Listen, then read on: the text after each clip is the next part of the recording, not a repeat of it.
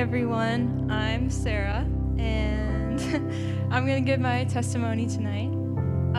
So, growing up, I went to church, and I just thought it was something you do on Sundays, and that was about the extent of my faith growing up. I didn't know about personal relationship with Jesus until the summer after my sophomore year of high school. And just for a little preface, my sophomore year of high school, it looked perfect on paper. I had a lot of friends. I was the captain of my volleyball team. I had a boyfriend. I got good grades. And I thought that all those things made me who I was. And I wanted to please people. I'm definitely a recovering people pleaser. But yeah, I just wanted the acceptance and love from others. And that left me feeling very alone and very misunderstood.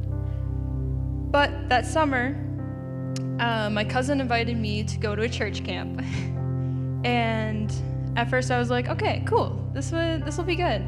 And later I realized that my mom was having a very serious back surgery the day I was leaving. And I was heartbroken. My mom is my absolute best friend, and I just felt so guilty that I couldn't be there for her when she needed me.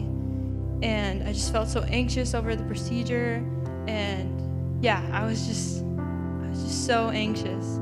But she encouraged me to go. She said, go on the trip, it'll be so much fun, it'll be a great experience. So I went, and it was amazing. I learned so much about God. I learned about his character, and I learned that I don't have to carry all these heavy burdens myself, that I can surrender them to Jesus. And it just made me feel so much lighter, and it was amazing. And as one does after a church camp, they are on fire for the Lord, and it's so great. But definitely after that experience, it was more like a roller coaster. It was ups and downs. I got rid of some friendships that were not pleasing to the Lord, and I eventually ran back to them because I was scared, and it was really hard. And then COVID hit. And I came back from my spring break trip, and I don't know what happened, but I absolutely loved quarantine. It was my favorite time. I don't know what happened. It was like a flip in my brain, and I was like, okay, I'm gonna learn more about God. I'm gonna learn more about the character of Jesus. And so every day I would read my Bible, or I'd do some sort of devotional. And it was amazing. It was so cool to see the fruit of Jesus and who he was. And even though when we were all alone in our house, and it's really easy to feel isolated and alone, I never remember feeling alone, because I knew that God was there, and that he was with me, and that he heard my every prayer.